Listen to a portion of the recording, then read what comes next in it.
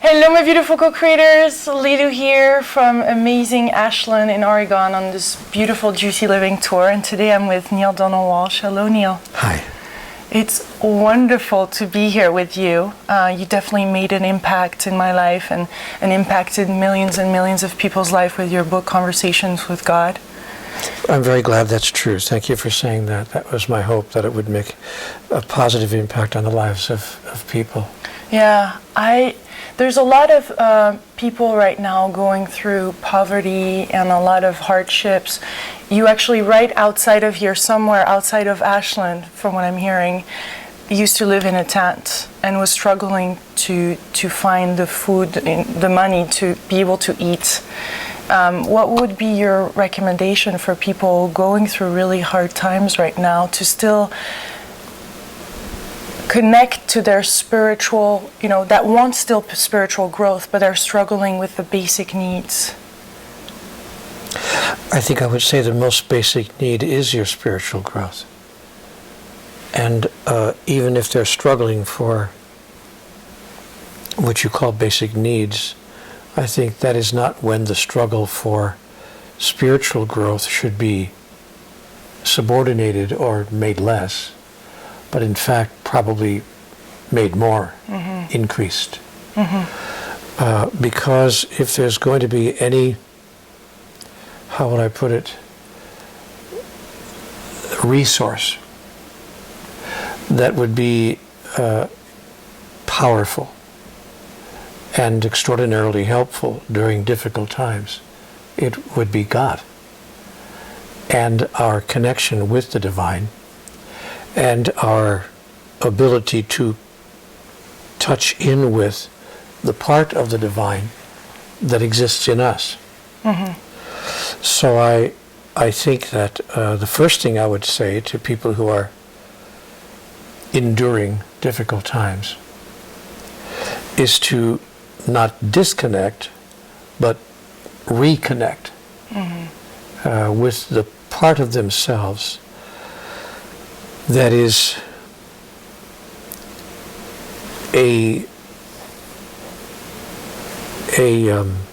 an aspect of divinity itself. And here's why. In addition to simply providing comfort, when we open ourselves to the divinity that is within each of us, when we get in touch with what my friend Gary Zukav would call the seat of the soul, we open ourselves to a level of wisdom and insight about life and how it works that provides us opportunities to embrace ideas, thoughts, solutions, approaches to the problem that I swear we never would have thought of before. We start seeing life in a whole different way. And we also, in addition to bringing wonderful thoughts and wonderful new ideas and new resources to our life, in addition to that, we call upon the universal source of all power to provide us with just the right opportunity, just the right opening to get us out of this mess that we're in. My favorite prayer is this one. Thank you, God, for helping me to understand that this problem has already been solved for me. Has already been solved for me. So instead of trying to call a solution to us, instead of asking God for help or trying to bring a solution to us, we are announcing that the solution is already here. And our opportunity is to step into it, and to step into it fully, and I want to say immediately, as quickly as our mind will allow. Even if all the outside doesn't especially if all the outside. You see, judge not by appearances. You see, the mind will create one story after the other to convince us that what is really true at a spiritual, metaphysical level is not true. we've fallen down the rabbit hole, and we're listening to the Mad Hatter. He's pouring tea into a cup with no bottom, and he is swearing that what is so is not so, and what is not so is so. And we've bought into the illusion. We've taken the blue pill, and instead of the red pill, and so we're in the matrix. And we are believing what the matrix is showing us rather than what we know to be really true. So especially if the appearances are dire and horrible and look like there's no way out. But Lilou, the question is larger than the question you're asking, because it isn't just about how to solve the problem or how to get out of this mess. The real question is how to deal with this mess while we're in this mess. And that is a process by which we recontextualize the whole experience. It is about taking what's happening to us right now and changing our mind about it, changing our thought about it. And about ourselves, too. Exactly. It's about holding it in a new way. It's about embracing the present circumstance just the way it is, without it really needing to be any different, and beholding the opportunity in that, and beholding the gift in that. Because, as Conversations with God says, what you resist persists. But what you look at, and I mean look at with the eyes of the soul, what you look at disappears. That is, it ceases to have its illusory form. And when we see what's going on in our lives for what it really is, and when we get in touch with what's really important in life, suddenly our situation doesn't feel so dire. It doesn't feel so terribly, terribly desperate. And when that feeling of desperation, that feeling of panic, that feeling of, oh my God, what am I going to do? When that feeling leaves us, the energy shift inside of us is quite remarkable. And even just that energy shift alone begins to set up an energy field, what I call a contextual field, that creates the possibility of something other than what we're now experiencing showing up in our life, being created in our life through the process of non-resistance. We need to look at what's really important, though. See, when we are in touch with why we're here, who we are and why we're here on the earth, what is our purpose, what is our function, what is our intention, what is the reason, as the beautiful French would say, what's the raison d'etre for it all? And the reason for being has nothing to do with my house, my car, my job, my income, my possessions. So you're talking to a person who has actually lost it all. I was, as you mentioned, living on the street. I was living in a tent. I had nothing. I had lost everything. I was a street person. And not for a week or two, not for a month or so, but for a year. To live on the street for a year is an enormous education. It's an extraordinary experience to be panhandling, as they say in this country, to be asking people on the street for quarters and dimes. Could you give me something, anything? A dime, a nickel, anything. Because if you get enough nickels from enough people, you can actually have a sandwich and get through the day. So when you're in that situation, you suddenly take a real look at what's truly important and why you're really here and what you really need to be the thing called happy. And I got very clear during that time that my life really, at the bottom of it all, at the basis of it all, had nothing to do with the car I was driving, the house I was living in, the clothes I had, the job that I had, the money that I earned. It really had nothing to do with any of that. And it was really about the interior experience of my soul. And was I going to achieve the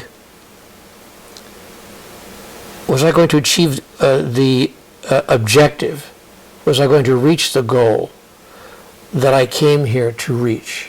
Was I going to do what I came here to do, to the earth, I mean?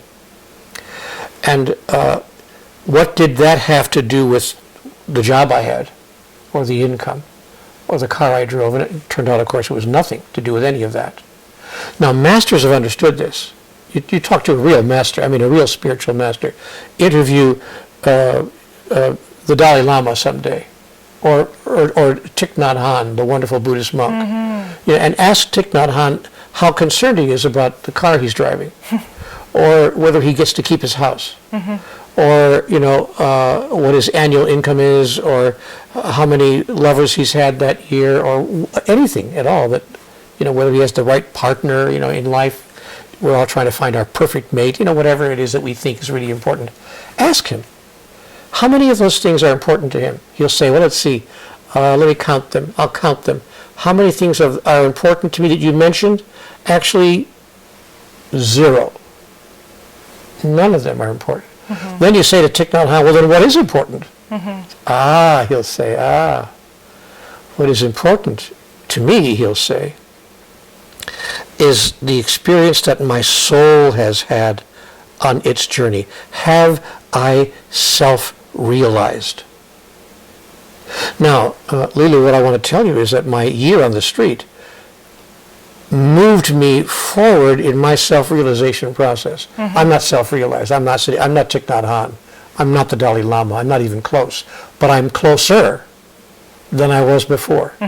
Because I'm on the other side of an enormously powerful experience where I learned what was really important.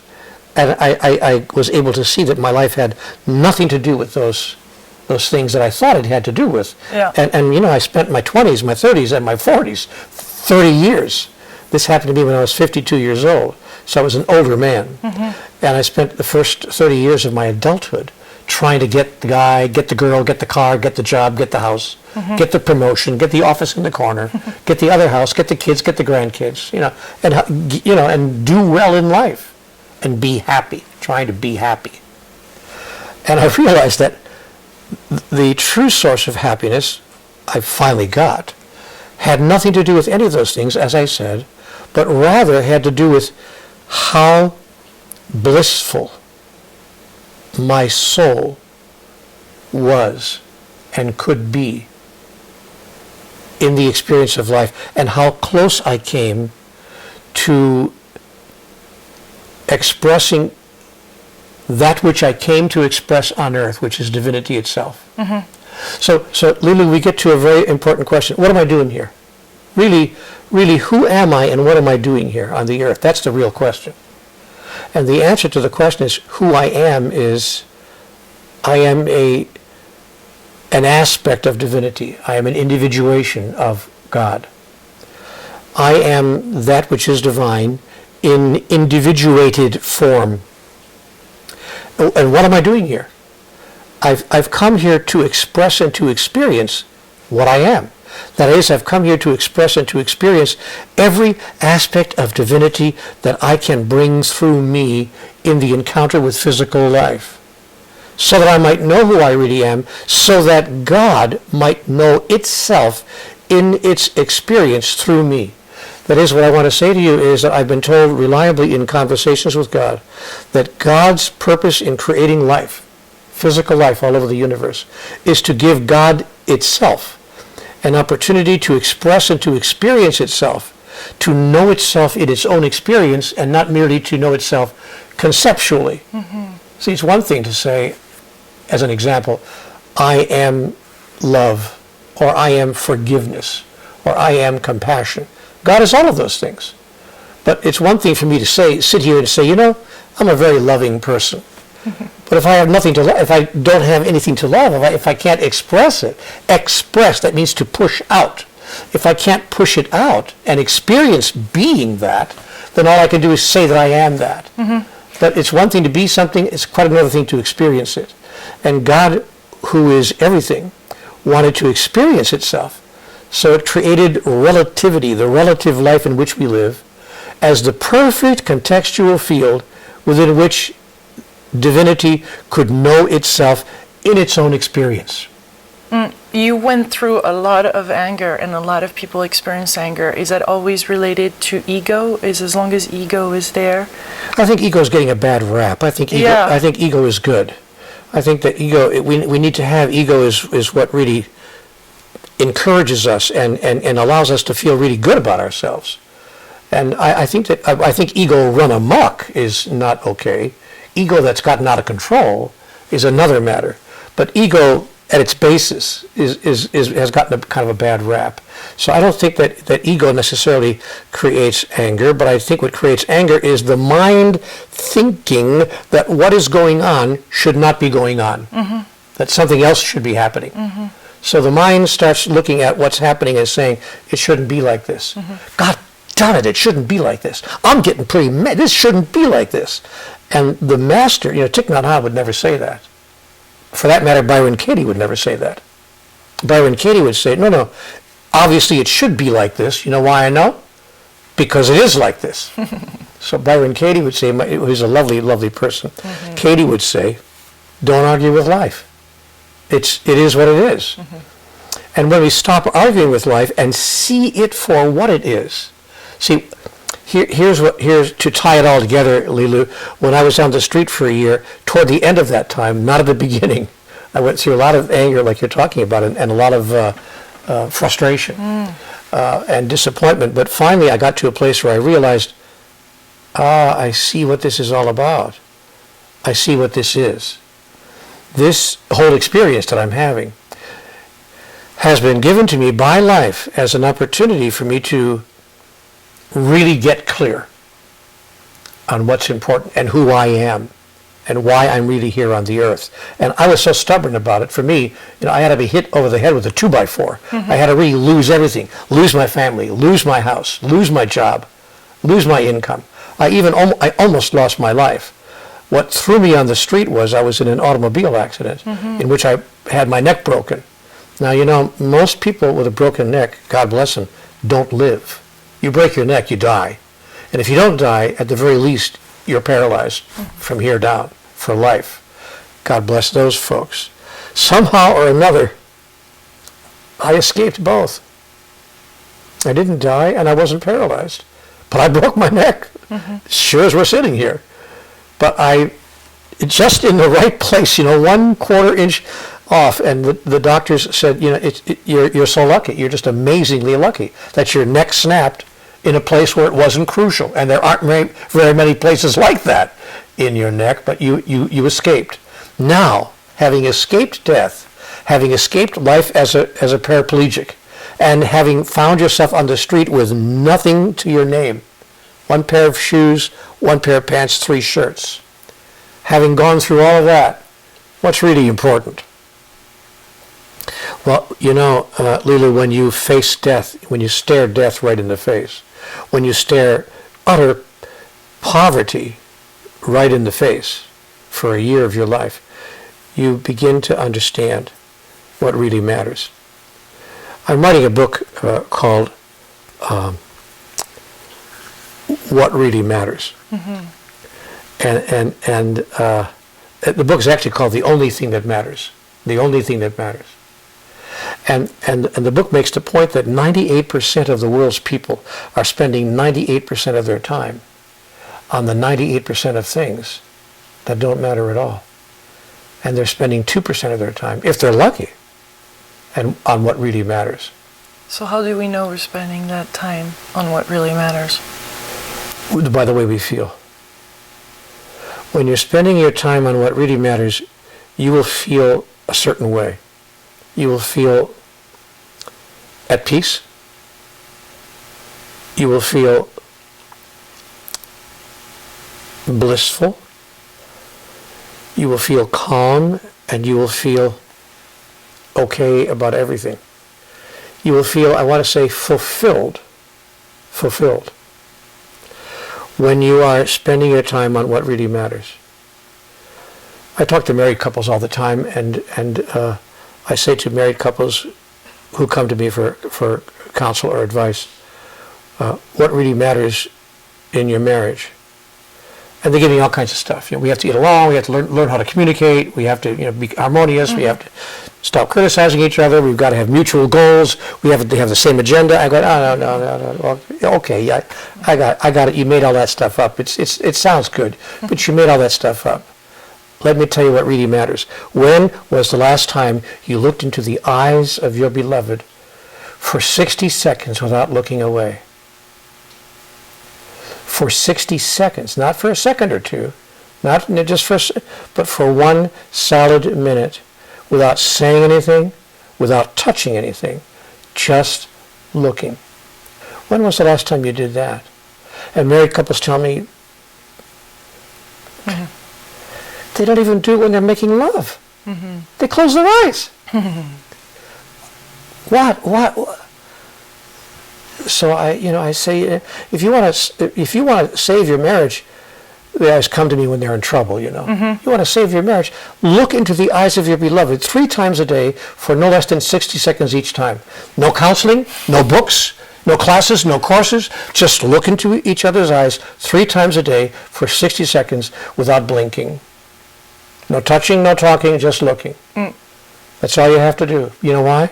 Because if you look into another person's eyes, you get in touch with their soul. And when you get in touch with the soul of another, something extraordinary happens. You fall in love again. It doesn't matter who they are. It doesn't matter whether they're black, white, male, female, tall, short, Republican or Democrat. Well, I'm not sure about Republicans. But it really doesn't matter. Which is why we don't look at each other. See, you look at somebody, and you look for about 4 seconds. It's about 1001, 1002, 1003, 1004. Okay, I've had enough. That's a long time, by the way, to look somebody without blinking. Right in the eye. People start getting nervous at around 5 seconds. At 10 seconds, they feel intruded upon. At 20 seconds, they want to know what the hell you're up to. At 60 seconds, you better know them pretty well, or because you're going to. You see? Yeah. I'm writing a book called 60 Seconds to God. And that's all it is. I'm writing 8 books at once. That's the problem of my life. But and that's all that. And by the way, that would solve everybody's problem. If the president of the United States sat down with whoever the new leader is of the terrorist world and just sat in the room with that person for 60 seconds, don't say anything, no touching, no talking, but just sit there and look into that person's eyes for 60 seconds. That sounds like a movement that Right, you get started. it's a very powerful thing to do, you see. Yes. Because it gets us in touch with who we really are. The car doesn't matter. The house that we live in doesn't matter. The income we make it all melts away. Yes. It's so simple. And yet in society we stuff ourselves literally of all kind of books, of workshops, of all these things, when really we do have the solution inside. You don't have to read another book, with the possible exception of all of mine. But the truth is, it's not necessary to reach outside of oneself for wisdom. Everyone who's hearing me talking right now knows that everything I've just said is correct. Not because I've said it and I'm so brilliant, but because they already know it. It's inside of them. One of the reasons that my books sell so well, to be honest, is that I know because people write me letters. I get letters, and people say to me, "You wrote my book." They don't say how brilliant you are or what a great book you wrote. They say, "You wrote my book," because they see themselves there. So what I'm suggesting to you, Lilou, is that the wisdom of the ages resides within all of us. And that's the reason we don't need to read books or go to any more workshops or do any more seminars or listen to any more sermons. Well, however, it sometimes serves us to do that because it reminds us. It just reminds us. In a busy world, in a busy life, we get to stop and be reminded of what we already know. And so when we're reading books like that or hearing a lecture like that, we're sitting there in the audience going, see, nobody disagrees because there's nothing new. That's why I can't ever give a bad lecture. It's impossible for me to give a bad lecture. You know that?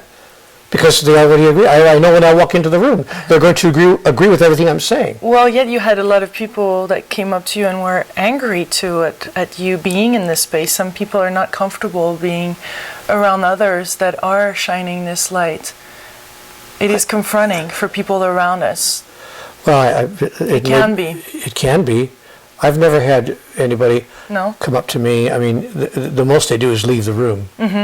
they may walk out and say, this guy's, one person out of 100 may walk away, but my experience through the years has been, and I've been out there now lecturing and writing and so forth for a long time, that most of the people intuitively understand that most of what I'm saying, given that I'm human and that I'm not, always bringing it through with accuracy, but they understand that most of what I'm saying is probably pretty true. And all they have to do is just live that way. By the way, all I have to do is live that way. Yeah. I want you to know that I talk a much better game than I live.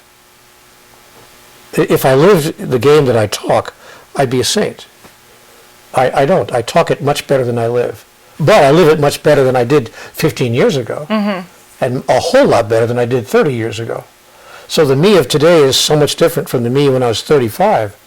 There's no comparison, which gives you an idea how really bad I was when I was 35, because I'm this bad now. How about when we have people in our life that are not, we're confronted, or they're not seeing the presence of God, they're angry at life, or how are you being with these people? How are you inviting them? Well, I'm being compassionate, understanding, caring, and but I'm not necessarily being physically with them for long periods of time. That is, I don't require myself to be in their presence. If they're continually, non-stop, angry or confrontive, or not seeing the divinity in any part of life, much less me, I simply say, I'm not choosing now to spend much more time with you. You have that conversation? Oh, I've had that conversation with many people. And I just see, I'm not making you wrong. You're not wrong. This isn't about judgment. But I'm simply not choosing in my life to spend my time in this way, because it is not supporting my experience of who I really am. Although I will love to be with you from time to time. I'm not dismissing you from my life. We can talk and visit and be together, but I certainly won't be living with you for sure. I would never live with somebody who is in that situation of not being supportive and being constantly aggressive and being constantly critical and not seeing the divinity in the situation or in me, or those things you talked of. I would never have a intimate relationship with that person. Well, it couldn't be intimate, because intimacy is about seeing the other person as they actually are. So being authentic and really declaring and speaking out and being transparent is a major step also in living this truth and in connecting with others in a truthful way. Because a lot of people walk with masks and try to please others. Well, they do. But, and living authentically seems like a really important thing these days. Of course it is. Of course it is. If people are trying to please others, it's because they do not know who they really are. When you know who you really are and have chosen to step into the living of that, the idea of pleasing someone else becomes less and less useful to you, less and less attractive, less and less beneficial. Because too often, in order to please someone else, you have to abandon who you really are. And betrayal of yourself in order not to betray another is betrayal nonetheless. It's the highest betrayal. So we learn that, as we get older. And we learn that, I'm not going to betray myself anymore. Now, again, I talk a better game than I live, because I still find myself in what I call other pleasing behaviors. But to be good to myself, to be fair to myself, a lot fewer than I did when I was 30. So that's called evolution. That's called progress. That's called growth. So I don't have as many people-pleasing behaviors now as I did 30 years ago. And I think that's a product of age too. You get a few gray hairs on your head, you just don't give a damn anymore, or what people think of you. They either get you or they don't. If they don't get you, that's fine. You learn as you get older that if they don't get you, that's fine, because what age teaches you is that you can get along, whether they like you or not. See, when you're 35 or 25 or 15, that thought never occurs to you. How will I get along without these people liking me? But when you're 60, you get real clear that you can get along just fine without those people liking you. In all fairness, I think a lot of young generation coming in, including the Indigo that you speak a lot, are bringing in some qualities that, and some hard qualities and some emotional qualities that are enabling this, these connections and this kind of wisdom to really be present at an early age. I hope that's true. I hope that's true as pervasively as you suggest that it is. I haven't really, honestly, done enough research about that, or looked at that as closely as perhaps you have. So, but I hope that that's true. I do think it's true to some degree. There's no question about that. I know that's true. It's just a matter of how pervasive it is. Yeah. But if we're going to have a new tomorrow, that's going to be the avenue that we're going to have to travel. That's what we'll have to do to create a new future, is to get younger and younger and younger people, more and more generations of us, to think the way we're talking here. Because it's one thing to talk this way when you're 67. It's something else to talk this way when you're 27. And if we had 27-year-old people talking like this, now you got a new world. Yeah, because who listens to old geezers? We do. Well, Neale, it's amazing, and I think there's another thing that is really important that you talk a lot about is gratitude. How did you find going back to where you were and still today, with challenges that I'm sure you have in your life too, like every person? How do you find those moments to be grateful for, especially when you had nothing, or what seems like nothing? How did you find this place where this seed of light can start by seeing the gift that was there. See, I couldn't find gratitude. How can you find gratitude if you don't experience the gift? Yeah. So the first step of gratitude is to see the gift. Now, again, this is a product of being an old person. I'm not so sure that I'm spiritually wise so much as I'm old. But the older you get, the more you value every day, each moment, and stuff matters less and less. It just matters less and less. I mean, stuff that would bother you when you were 25. With respect to all the Indigo children. But so at least I'm talking from my experience now. Yeah. So as an older person, I can tell you that I see the gift in just getting up in the morning. I see the gift in, a cup of coffee, or a pleasant song on the radio, or a beautiful sunrise. I mean, I don't take much of life for granted anymore, as I did when I was younger. But you ask a good question. If you're in the middle of difficulties and problems, how can you feel gratitude? And the answer is you've got to fight to find the gift, even in the difficulty. That's what I was talking about earlier. When you shift your perspective from the perspective of the mind, because I want to tell you something, life will never make sense to your mind. If you're trying to get life to make sense with your mind, you might as well forget it. Because life will never make sense to your mind. Because mind is very logical, and life is not. So in order for life to make sense, you've got to be, I mean this literally, out of your mind. And you've got to be into your soul. But when you begin to see life from the perspective of your soul, then even in the midst, as I was saying earlier, even in the midst of the worst of it, you can see the gift. And when you can see the gift, then you can say, thank you, God. Thank you, God, for this gift, which I would not have been able to perceive had I not embraced the perspective of the soul. But now I see what even this horrible situation is bringing to me. I even see that. But again, I want to say something. This is important because when you see that, when you see the gift and begin to move into gratitude, the very shift away from resisting to gratitude changes the exterior energies such that the situation itself improves, sometimes automatically, without you doing anything. I have a favorite thing that I like to say. Life will resolve itself in the process of life itself. If you simply appreciate life itself. So what I've learned to do is to just go with the flow. Oh, I hate that trite beyond belief, but it's true. Just let the river go by. Stop trying to make the river go where you think the river is supposed to go. So you let things come more to you now? I let things come more to me, and if something is coming to me that I don't appreciate or want, I just step aside and let it go. Like I do what I call the Aikido of the mind. Just let it go right past me. And things go past me today that even 10 years ago I would not have let go past me. These days I'm just like, whatever. And I notice that people get upset about things these days that I don't get upset about. Well, aren't you upset about it? And actually, no.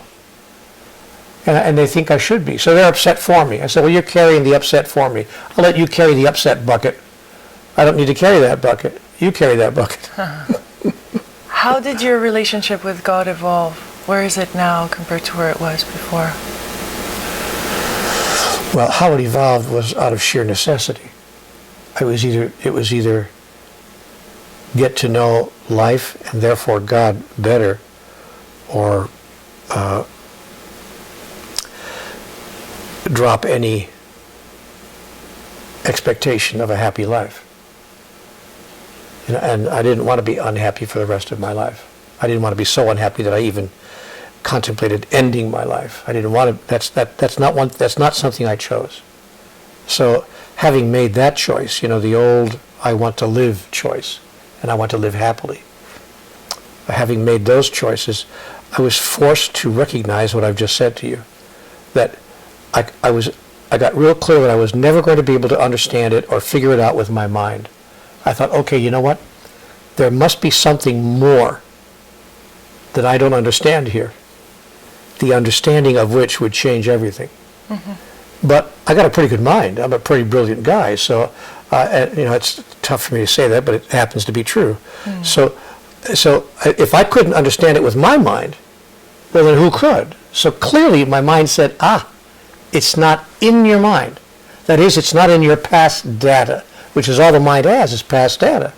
It's what you need to know and what you yearn to understand exists outside of your past data. That is, outside of the past data of your mind. It exists in the knowing of the soul. So that's what caused me to shift the access of my interior experience. It was purely an intellectual process, I want you to know at the outset. I thought my way to God. I literally thought my way to God. Because my mind said it can't have meant to be like this. Something's going wrong. It's not supposed to be like this. So I'm obviously missing data. What's the data? And when I asked my mind, am I missing data? My mind said, brother, are you ever? But I said, okay, then what is the data? And my mind said, damned if I know. And it was damned. It didn't know. But it did know enough. My mind knew enough to know that it didn't know. I think maturity is when you realize what you don't know. That's been my experience. So how did that relationship? I sat there not knowing, and then I had nowhere to go except because thank goodness I was raised in a religious family.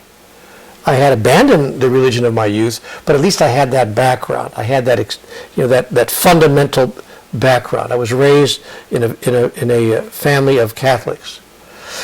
And so when I got to the place where I realized I didn't know, and when I knew that I didn't know, it's one thing to not know, but you think you do know.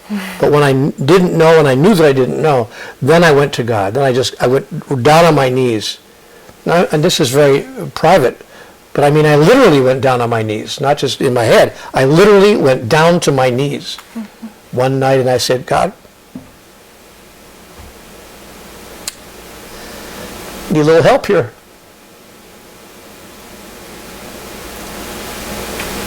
Help me out. And God said, well, it's about time. All words to that effect. And brought through 27 books. Now I can't shut up.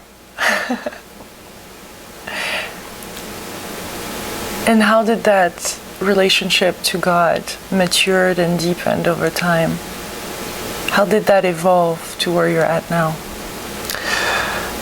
Did that change in any way? No, I was going to say, you're asking me an interesting question. How did that evolve to where I am now? In my own experience, it was all a download, like a download, instantly. And now it's taken me 15 years to write 27 books. You know, I got another book coming out in 2 months, and I got 8 more in my head.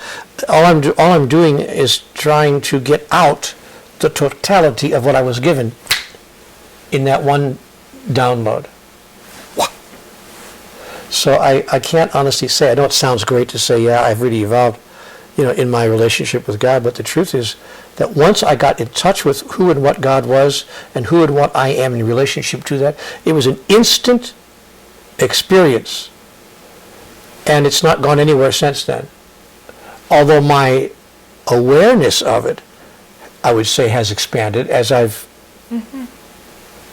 looked at it and looked at it and looked at it and looked at it.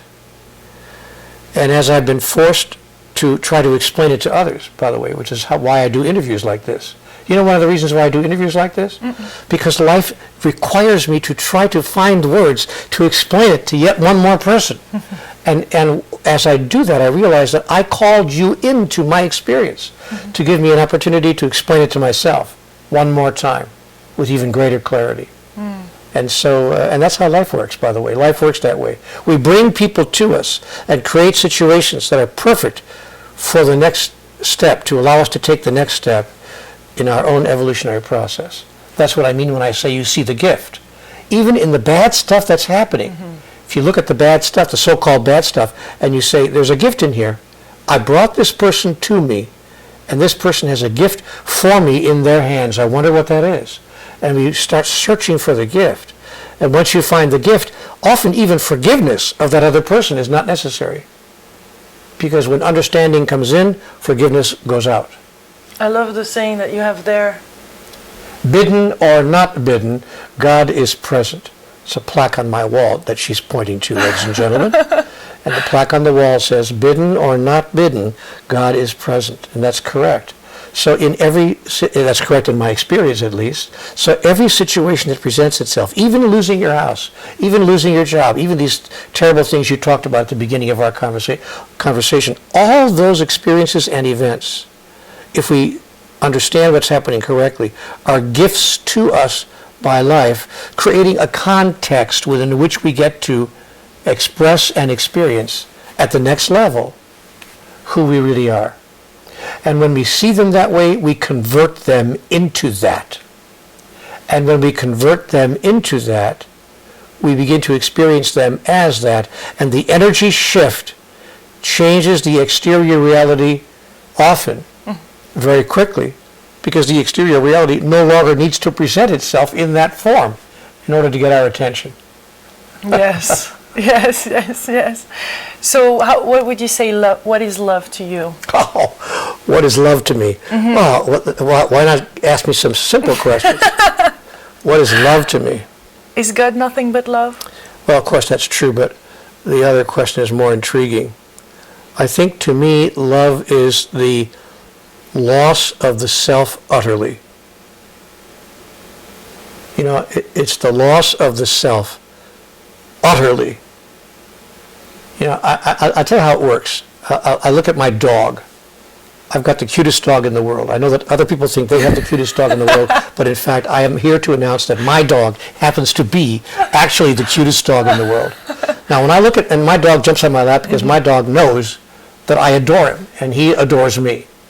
But when the dog sits on my lap and looks up at me, I love him utterly, to the point where I have lost myself. I actually project my own personality onto the dog. I think I'm looking at myself. And I think I know what he's thinking. I think I know what he wants. You know, I think I know how he's feeling. Oh, are you not feeling so good? Are you feeling kind of sad because Daddy's going to go a little while? You know, and people watch me talk to the dog this way. They go, this guy's really lost it. He's lost it. See? But in fact, losing it is actually finding it. Because when you get into that place, you realize what's happened there is called transference. You've transferred the whole of who you are into the beloved at which you're looking. Now, when that happens with another human being, much less a dog, you found what love means. When I look into the eyes of my beloved wife, it's difficult to talk about here. When I look into the eyes of M, who's the most beautiful person I've ever known, inside and out, I've so lost in her. I'm utterly not there anymore, except when I am. But when I'm not, and I know what that feels like, I'm utterly lost in that other. To me, that's love. When every consideration is their consideration, every concern is their concern, every feeling is their feeling, every desire is their desire, every choice is their choice, and it doesn't matter. It doesn't feel like, oh, I'm giving them that. Oh, look at all I've given you. It's not what I feel. I'm doing it out of an act of generosity. That isn't it. That's not love. That's faux love. That's pseudo love. It's when you give yourself up so completely in the presence of another, not out of generosity, but out of realization of what's true, that you are that other, that other is you, and it's suddenly become your experience. So love to me is the direct experience that there's no one else but you. Mm-hmm. And so you see yourself in the other, you see yourself in your dog, you start to see yourself in the sky, you start to see yourself in the world at large. And that's not a place of ego, that's utter egolessness. It's the loss of ego, but the gaining of one's true identity. It's when you ultimately embrace your true identity. So when I look at my wife, she comes into the room, and when I identify with her so completely that the little Neale, who I thought I was, is not even there anymore, that's love. You ask me what love is, that's what my answer would be. But what do I know?